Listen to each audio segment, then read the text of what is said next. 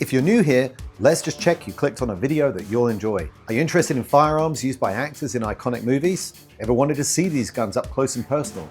Curious about their history and whether Hollywood got the portrayal right? If so, you're in the right place. Stick around, this channel was made for you. Hello and welcome to Hollywood Guns. I'm your host Wilson. Whether you're into action flicks, classic thrillers, or unforgettable TV shows, this is the place where movie magic meets real-world firearms. Now what do we have here? A polymer-framed handgun and a modern movie. Two things I don't usually spotlight on this channel, but let's shake things up. Sure, I'm the vintage gun and classic movie guy, but sometimes modern firearms and films transcend the ordinary to become masterpieces. Take for example this movie. It introduces us to a universe steeped in lore with echoes of the legendary novel Shibumi by Rod Whitaker. Our hero? A broken man, his once sharp skills dulled, forced to rebuild himself. The fight scenes here aren't about the flash or spectacle of the sequels. They're more raw, deliberate, and mechanically realistic. To me, less is truly more. Now don't get me wrong, I admire the flashy Taran tactical customs of the later movies, but there's something timeless about the regular, unmodified firearms of the original. They're not just props, they're characters. So where do you stand? Do you prefer the grounded simplicity of the original movie or the high-octane spectacle of the sequels? Let me know in the comments. But for now, let me present my argument. Let's dive in and take a closer look at one of the stars of the groundbreaking first film, the Heckler Koch P30L, as wielded by the legendary John Wick. It's not what you did, son, that angers me so. It's who you did it to. Who? John is a man of focus, commitment, sheer will. Something you know very little about. I once saw him kill 3 men in a bar with a pencil.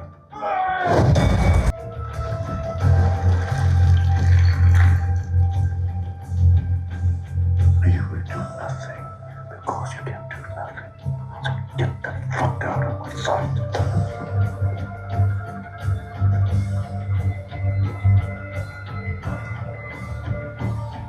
First off, let me perform a quick safety check. While I do that, I want to extend a huge thank you to Defender Co. for loaning me this pistol and a meticulously crafted replica of the iconic John Wick weapons cache. Defender Co. is a friend of the channel, and they run their own YouTube channel as well, where they dive into HK pistols, custom compensators like the one you see here, and all things John Wick. So be sure to check them out. I'll have a link pinned in the description for you to explore their content. Okay, eagle-eyed viewers are already about to get hot and heavy in the comments. This is clearly not a working 4-port compensator. So park those thoughts for a few minutes, and I'll cover that in the section that compares the movie gun to this example. History of the HK P30 series. The HK P30L is a semi-automatic pistol renowned for reliability and its modular design and prominence in law enforcement and military use. It was introduced in 2006 and it gained a reputation as a highly ergonomic and customizable firearm. It has features like interchangeable grip panels, even on the side profile here, and ambidextrous slide controls. The L is a variant of the base model and is distinguished by its longer slide and barrel, which enhances accuracy and muzzle velocity of the caliber. Pistol operates on a short recoil system with a Browning type tilting barrel, offering precision and dependability. It's available in 9x19 and 40 Smith & Wesson, and it's remained a favorite amongst professionals, especially law enforcement, for nearly 2 decades. At the time of John Wick, the standard capacity magazine was 15 rounds. But as you can probably see here, this is a 17 rounder along with the others in the cache. And that was a magazine design that was launched from 2021 onwards. One of the things you might notice is that it doesn't have a safety lever, and instead it just has a decocking function at the back here, which is a position I've never seen before. Obviously, you probably know by now, but the decocking function allows you to chamber a round ready to carry. And then rather than leaving the hammer in the firing position, you click the decocking button and it safely drops the hammer so that you can put that in your holster and then carry the gun. You have to draw the weapon ready to shoot. You have this nice long double action pull like that, ready to engage your target, but safely the gun isn't going to go off in your holster or your pocket.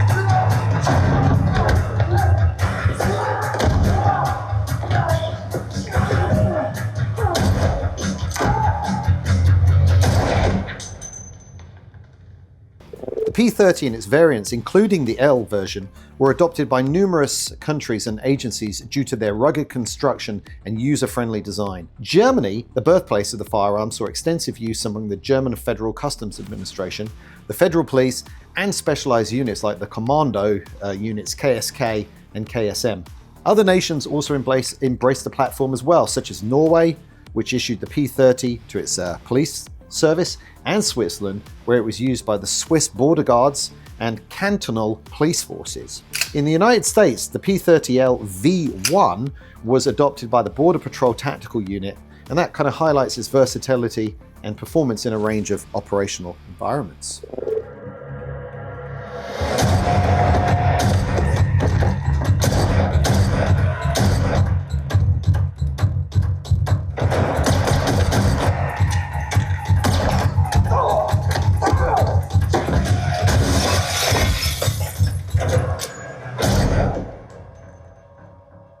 Why the gun was chosen for the movie? My theory is that the P30 series represented the most up-to-date hammer-fired pistol that HK were currently offering, and especially when the movie was being filmed in 2013.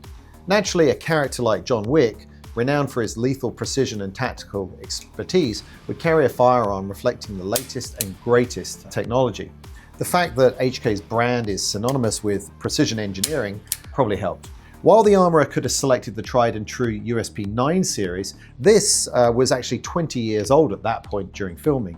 So I guess the P30 likely stood out due to its newer design and all its improved ergonomic features like the interchangeable grip panels, this Picatinny rail, whereas the USP had a proprietary system, and the kind of sleeker, updated look. Another contender was the striker-fired VP9. It could have been a contender, but it wasn't launched until June 2014, and by then the movie had already wrapped filming.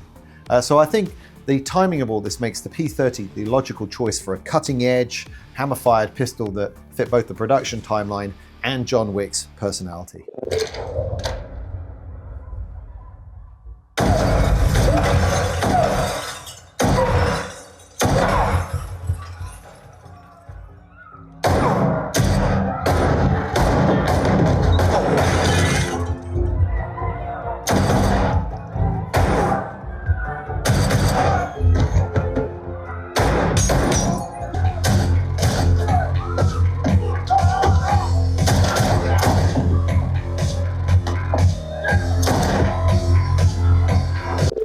Prop used in the movie versus my example. All right, gun and movie nerds, let's get into the weeds. As teased in the intro, this isn't a functional compensator. It has no ports to vent gases or reduce muzzle climb. A true compensator would have visible ports here to redirect the gas flow, but this one is purely for show. Defender Co. is the team are responsible for crafting this replica, and they worked closely with the original armor for the film. And according to him, what we see in the movie was never designed to be a working compensator at all. It's a blank firing adapter that threads onto the barrel. Whilst it was designed to mimic the look of a compensator, it just functions more like a barrel weight to keep the muzzle down when there's recoil from the gun. And Defender Co. painstakingly researched and replicated it to be nearly identical to the on-screen prop. You've probably seen videos on YouTube of P30Ls with an aftermarket rail-mounted compensator. I'll pop a couple of pictures of those on the screen, claiming to replicate the movie prop. But take a closer look. They're often only loosely inspired by what was actually used.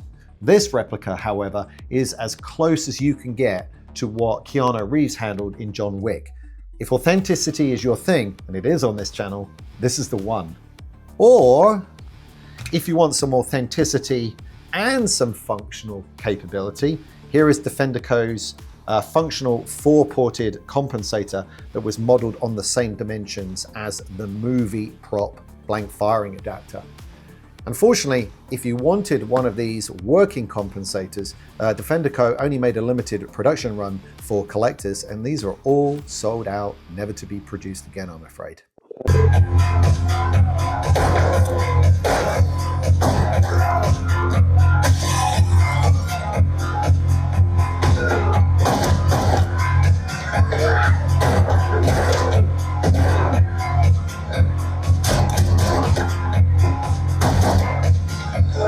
Welcome to the Intermission. Are you enjoying this episode? Have you subscribed and clicked the icon button? Could you do me a favor and hit the pause button and get that taken care of quickly? Thanks. It really helps support the channel. And also, if you want to go further, please consider purchasing a Movie Guns t-shirt from the YouTube store. They're available in the USA, Canada, the UK, and the European Union, and the proceeds go to the channel's armory budget to procure movie guns for future episodes. And finally, are you interested in this weapons cache? Do you want another video on what these incendiary devices here are for, or some of the lore behind the coins, the other guns that John Wick carried in the first movie, or the automatic knife? Well, if you want to see more and would like me to do another video deep diving into this box, please put a comment below what's in the box, and if I get a few thousand of those, I'll see that enough people are interested and I'll produce a sequel to this episode. Anyway, back to the show.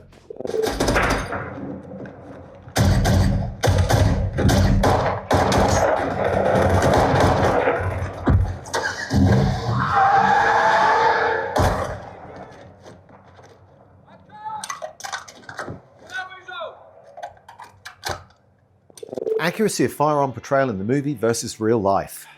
Firearm capacity. The first category assesses whether the movie accurately depicted the amount of ammunition each gun could hold. This includes whether reloads were shown appropriately, or if the weapon appeared to fire an unrealistic or unlimited number of rounds without reloading. Wow, this took some serious time to work out, watching and rewatching the P30L scenes multiple times to get an accurate count. Thankfully, I've had Defender Co's work as a reference to guide me through. As you've seen with the weapons cache, they've taken John Wick's attention to detail and obsession to a whole new level. We see the P30 in action in several scenes, like the house invasion near the beginning of the movie, the Red Circle Club, and the attack on Vigo's motorcade. However, it's the scene at the Red Circle Club where John Wick fires the gun the most amount of times, 53 shots fired, and he takes down 21 bad guys with it. I want to analyze that further because there is a bit of a problem. He performs 3 reloads throughout the scene, with the second and third occurring within the 15-round capacity of the magazine. But here's the issue. When John first draws the P30L and starts shooting at his enemy Losef, he fires 24 rounds before first performing a reload. Now, this is a big oversight for this movie, I feel. John Wick is all about realistic gunplay, and this mistake stands out to me. While I appreciate the accuracy in other reloads and the general reverence for firearm capacity throughout the film, this section doesn't quite hold up. I can't help but be a little critical here. It barely earns a passing grade, and unfortunately, I'm giving it a grade C. It was good, Eddie. Far better than I deserved. Caliber capability. The second category examines whether the impact of the shots fired matched the realistic effects of the firearm's caliber. For example, while a 12-gauge shotgun might knock a person backward, a 9mm round is not going to send someone flying. In this section, I feel the movie does a better job. The 9mm rounds don't break any laws of physics, and even though we are discussing John's weapon, when he does get shot in his body armor, it's pretty realistic. And being the kind of professional that John is, as he is shooting his enemies, he usually employs double or triple taps to enhance the stopping power of the round. Don't think I can poke any holes in this one, pun intended, so we can award it a solid grade A. I'm thinking I'm back! Actor and firearm accuracy. The final category evaluates whether it's reasonable to expect the character to make the shots they attempted, particularly at extended distances. This considers whether hitting the target was plausible or if it was highly improbable based on the character's skills and the firearm used. Alright, confession, I haven't reviewed a movie like this one before with so many bad guys getting taken down in quick succession, so let me just try and approach it logically. 1, could he make the shots? Well, he does miss fairly often in the movie, especially when Losef runs behind a piece of glass in the Red Circle Club basement. Glass can deflect bullets, so I guess that's a bit more believable. I'm going to give that a pass. 2, he doesn't take extended shots in the public section of the Red Circle Club either for fear of hitting civilians. Good move. Again, he's conscious of the environment, which adds to the realism. 3, nearly all the shots he takes are an extension of his hand-to-hand combat with the bad guys. At that close range, it's hard to miss, right? I guess the real issue here is the improbability of taking on so many people in such a linear fashion, and even sometimes multitasking with, several bad guys. And without taking multiple hits himself. But again, that's more about the fighting choreography rather than the firearms accuracy. So overall, I guess the category is, could he make the shots at that distance? Yeah, well, of course, they're real close up. And the action sequences are absolutely compelling and awesome. And I guess even though I've already mentioned the issue with firearm capacity earlier and docked him a couple of points, so really for the rest of it, I think it holds up well, and I'm going to give it another solid A. On that, we agree. Final grade for firearms accuracy in John Wick? Well, it could have and it should have been perfect, but it's not. I'm giving it a B+. Why'd you take the net off? Other movies and scenes the firearm was used in. The HK P30 series has made scattered appearances in movies and TV shows from the 2010s onward, although these are largely unremarkable roles. Most often it blends into the background as just another polymer-frame black pistol, a functional but forgettable choice in modern cinema. Unlike the iconic firearms of the late 20th century, few modern guns possess the cinematic flair or soul that defined the golden age of movie weaponry. The P30 series had a notable run in the latter half of a TV series that I really enjoyed when I first came to the States. That's Burn Notice from the late 2000s. But its true standout moment came with the P30L and its compensator, or rather blank firing adapter, in John Wick. This configuration gave the pistol a distinctive, extended profile that elevated its screen presence. Outside of the brief opening scene of John Wick Chapter 2, however, its time in spotlight was short-lived. John ceremoniously retired the P30L, burying it back in his weapons cache after his house was blown up, marking the end of an era.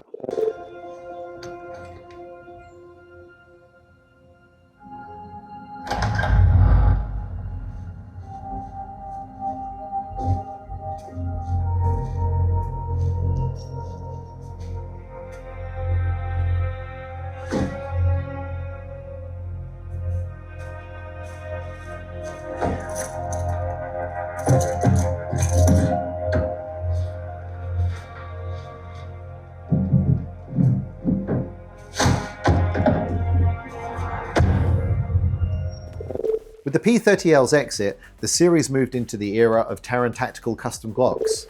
While I'm not a fanboy of the flashy, highly modified pistols, I can appreciate their cinematic appeal and the way they resonate with the new generation of movie gun enthusiasts. And for that, credit is due. These pistols have managed to capture the same soul and desirability that made firearms of the past so iconic for me. They're not what I'm interested in, but bravo to the next chapter of movie guns. Impact on pop culture and why it's still an icon.